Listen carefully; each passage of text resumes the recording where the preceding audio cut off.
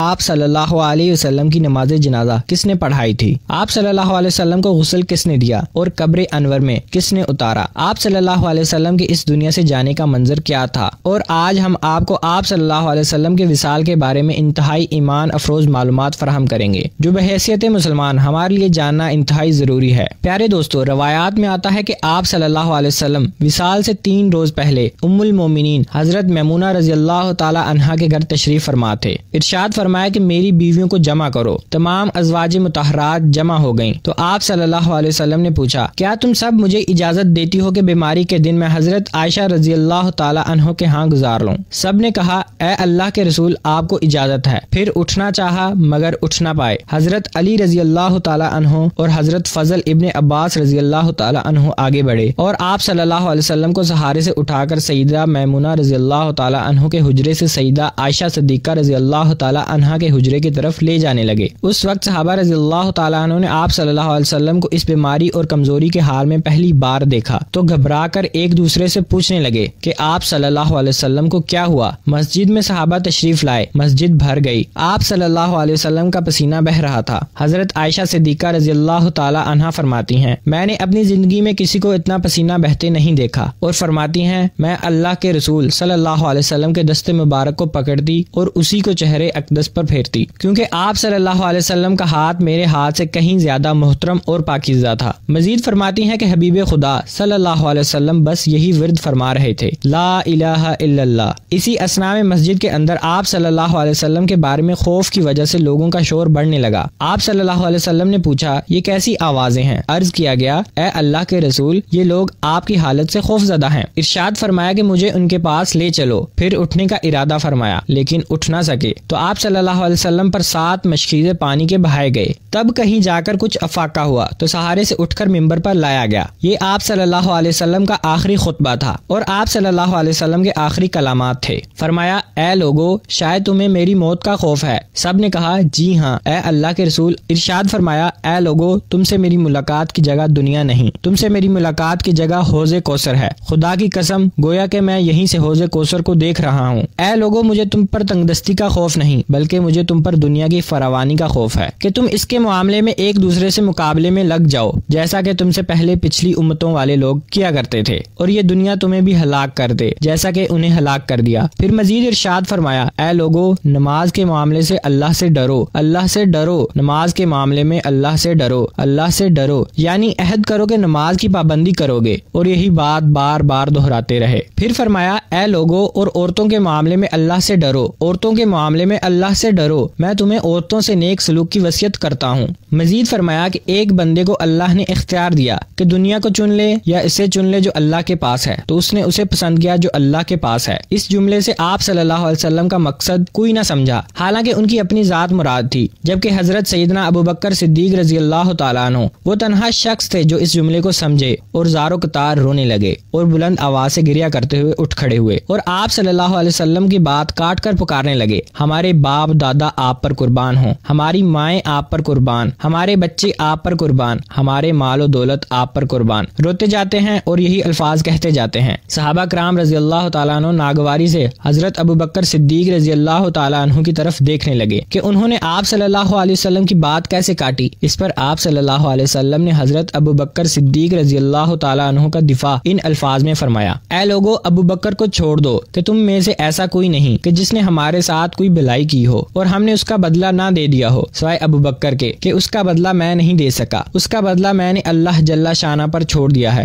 مسجد نبوی پر کھلنے والے تمام دروازے بند کر دیے جائیں سوائے ابوبکر کے دروازے کے جو کبھی بند نہ ہوگا۔ آخر میں وصال سے پہلے مسلمانوں کے لیے آخری دعا کے طور پر ارشاد فرمایا، اللہ تمہیں ٹھکانہ دے، تمہاری حفاظت کرے، تمہاری مدد کرے، تمہاری تائید کرے۔ اور آخری بات جو ممبر سے اترنے سے پہلے امت کو مخاطب کر کے ارشاد فرمائی وہ یہ کہ اے لوگو، قیامت تک آنے والے میرے ہر ایک امتی کو میرا سلام پہنچا دینا۔ پھر آپ صلی اللہ علیہ وسلم کو دوبارہ سہارے سے اٹھا کر گھر لے جایا گیا۔ اسی اثنا میں حضرت عبد الرحمن بن ابو بکر رضی اللہ تعالی عنہ خدمت اقدس میں حاضر ہوئے اور ان کے ہاتھ میں مسواک تھی۔ آپ صلی اللہ علیہ وسلم مسواک کو دیکھنے لگے مگر شدت مرض کی وجہ سے طلب نہ کر پائے۔ سیدہ عائشہ رضی اللہ تعالی عنہ آپ صلی اللہ علیہ وسلم کے دیکھنے سے سمجھ گئیں اور انہوں نے حضرت عبد الرحمن سے مسواک لے کر آپ صلی اللہ علیہ وسلم کے دہن مبارک میں رکھ دی، لیکن آپ صلی اللہ علیہ وسلم اسے استعمال نہ کر پائے۔ تو سیدہ نے آپ صلی اللہ علیہ وسلم سے مسواک لے کر اپنے منہ میں نرم کی اور پھر آپ صلی اللہ علیہ وسلم کے منہ میں رکھی تاکہ دہن مبارک سے تر رہے۔ فرماتی ہیں آخری چیز جو آپ صلی اللہ علیہ وسلم کے پیٹ میں گئی وہ میرا لعاب تھا، اور یہ اللہ کا مجھ پر فضل ہی تھا کہ اس نے وصال سے قبل میرا اور آپ صلی اللہ علیہ وسلم کا لعاب دہن یکجا کر دیا۔ ام المومنین حضرت عائشہ صدیقہ رضی اللہ تعالی عنہا مزید ارشاد فرماتی ہیں پھر آپ صلی اللہ علیہ وسلم کی پیاری بیٹی سیدہ طیبہ طاہرہ حضرت فاطمہ رضی اللہ تعالی عنہ تشریف لائیں اور آتے ہی رو پڑی کہ نبی کریم صلی اللہ علیہ وسلم اٹھ نہ سکے، کیونکہ آپ صلی اللہ علیہ وسلم کا معمول تھا کہ جب بھی فاطمہ رضی اللہ تعالی عنہا تشریف لاتی آپ صلی اللہ علیہ وسلم کھڑے ہو کر ان کے ماتھے پر بوسہ دیتے۔ آپ صلی اللہ علیہ وسلم نے فرمایا اے فاطمہ قریب آ جاؤ۔ پھر آپ صلی اللہ علیہ وسلم نے ان کے کان میں کوئی بات کہی تو حضرت فاطمہ رضی اللہ تعالی عنہا اور زیادہ رونے لگیں۔ انہیں اس طرح روتے دیکھ کر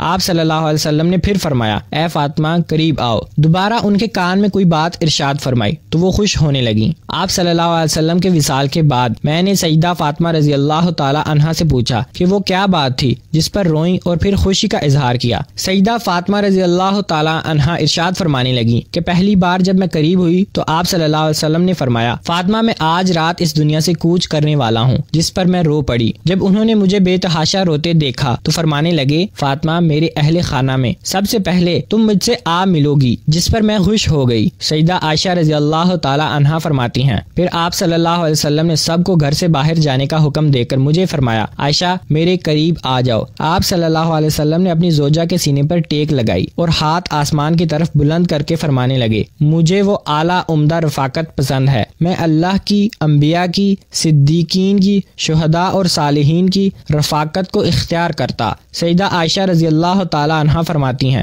میں سمجھ گئی کہ انہوں نے آخرت کو چن لیا ہے۔ حضرت جبرائیل امین خدمت اقدس میں حاضر ہو کر فرمانے لگے یا رسول اللہ صلی اللہ علیہ وآلہ وسلم ملک الموت دروازے پر کھڑے شرف باری چاہتے ہیں۔ آپ سے پہلے انہوں نے کسی سے اجازت نہیں مانگی، آپ نے فرمایا جبرائیل اسے آنے دو۔ ملک الموت آپ صلی اللہ علیہ وسلم کے گھر میں داخل ہوئے اور کہا السلام علیکم یا رسول اللہ، مجھے اللہ نے آپ کی چاہت جاننے کے لیے بھیجا ہے کہ آپ دنیا میں ہی رہنا چاہتے ہیں یا اللہ سبحانہ و تعالیٰ کے پاس جانا پسند کرتے ہیں۔ فرمایا مجھے اعلیٰ عمدہ رفاقت پسند ہے۔ ملک الموت آپ صلی اللہ علیہ وسلم کے سرہانے کھڑے ہوئے اور کہنے لگے اے پاکیزہ روح، اے محمد بن عبداللہ کی روح، اللہ کی خوشنودی اور رضا کی طرف روانہ ہو، راضی ہو جانے والے پروردگار کی طرف جو غضبناک نہیں۔ سیدہ فرماتی ہیں پھر آپ صلی اللہ علیہ وسلم کا ہاتھ نیچے گرا اور سر انور میرے سینے پر بھاری ہو گیا۔ میں سمجھ گئی کہ آپ صلی اللہ علیہ وسلم کا وصال ہو گیا ہے۔ مجھے کچھ اور سمجھ نہیں آیا، سو میں اپنے حجرے سے نکلی اور مسجد کی طرف دوڑی۔ آپ صلی اللہ علیہ وسلم کا وصال ہو گیا پکارنے لگی،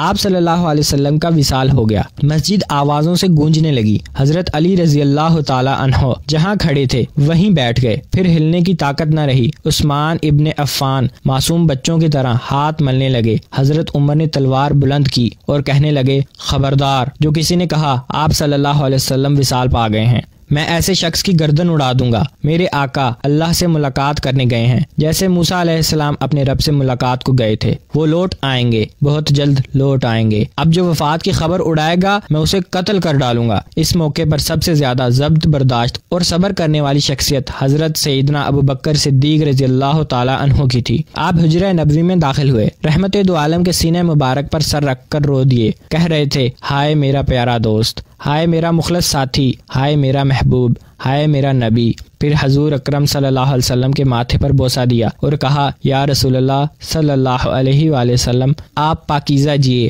اور پاکیزہ ہی دنیا سے رخصت ہو گئے۔ حضرت ابو بکر صدیق رضی اللہ تعالی عنہ باہر آئے اور خطبہ دیا کہ جو شخص محمد صلی اللہ علیہ وسلم کی عبادت کرتا ہے سن رکھے آپ صلی اللہ علیہ وسلم کا وصال ہو گیا ہے، اور جو اللہ کی عبادت کرتا ہے وہ جان لے اللہ کی ذات ہمیشہ زندگی والی ہے جسے موت نہیں۔ حضرت عمر رضی اللہ تعالی عنہ کے ہاتھ سے سے تلوار گر گئی۔ حضرت عمر فرماتے ہیں پھر میں تنہائی کی جگہ تلاش کرنے لگا جہاں اکیلا بیٹھ کر روؤں۔ پیارے دوستو، آپ صلی اللہ علیہ وسلم کی تجہیز و تکفین کا عمل شروع ہوا۔ سیدہ فاطمہ فرماتی ہیں تم نے کیسے گوارا کر لیا کہ میرے بابا کے چہرے انور پر مٹی ڈالو؟ پھر کہنے لگیں ہائے میرے پیارے بابا جان کہ اپنے رب کے بلاوے پر چل دیے، ہائے میرے پیارے بابا جان کہ جنت الفردوس میں اپنے ٹھکانے کو پہنچ گئے، ہائے میرے پیارے بابا جان کہ ہم جبریل کو ان کے آنے کی خبر دیتے ہیں۔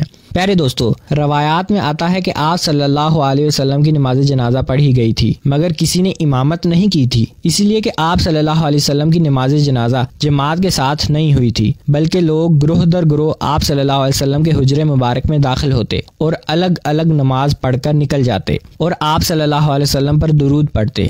حضرت عبداللہ ابن عباس رضی اللہ تعالیٰ عنہ سے روایت ہے کہ حضرت علی رضی اللہ تعالیٰ عنہ آپ صلی اللہ علیہ وسلم کو غسل دے رہے تھے اور حضرت عباس رضی اللہ تعالیٰ عنہ اور ان کے دو صاحبزادے حضرت فضل رضی اللہ تعالیٰ عنہ اور حضرت قتم رضی اللہ تعالیٰ عنہ کروٹیں بدلتے تھے اور حضرت اسامہ و اشکران رضی اللہ تعالیٰ عنہم پانی ڈال رہے تھے۔ اللہ تعالیٰ سے دعا ہے کہ اللہ تعالیٰ آپ صلی اللہ علیہ وسلم اور تمام اہل بیت کے درجات بلند فرمائے اور ہمیں آپ صلی اللہ علیہ وسلم اور صحابہ کرام رضی اللہ تعالیٰ عنہ کے نقش قدم پر چلنے کی توفیق عطا فرمائے۔ امید کرتا ہوں کہ آپ کو آج کی ویڈیو اچھی لگی ہوگی۔ اگر اچھی لگی ہے تو ویڈیو کو لائک کریں۔ ملتے ہیں نیکسٹ ویڈیو میں، تب تک کے لیے اللہ حافظ۔